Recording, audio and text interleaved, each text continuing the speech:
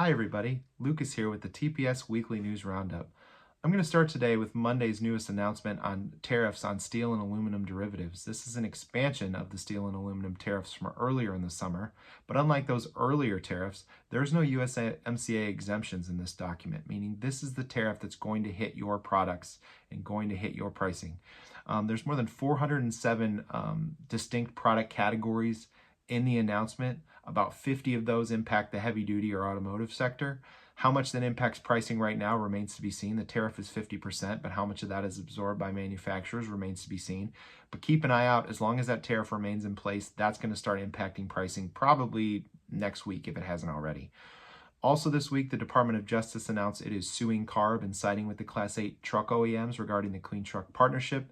The Department of Justice echoing the Class 8 truck manufacturers' argument from last week that the partnership should no longer be valid because the EPA waivers granted to California for its heavy-duty regulations were revoked in June.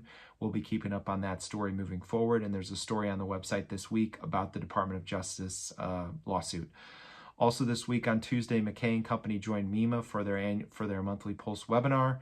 They gave an update on the aftermarket, on the greater trucking industry and the greater trucking economy. The MacKay team saying the aftermarket is up a little bit this year, mostly due to price. The trucking industry, as we know, is not doing very well and is likely to continue kind of stumbling along until we have some trade certainty. And then the last thing I want to touch on, next week is Brake Safety Week. So for the parts and service people out there, now's your chance to gear up, get ready, get those sales flyers out this weekend. Make sure your customers know that's coming.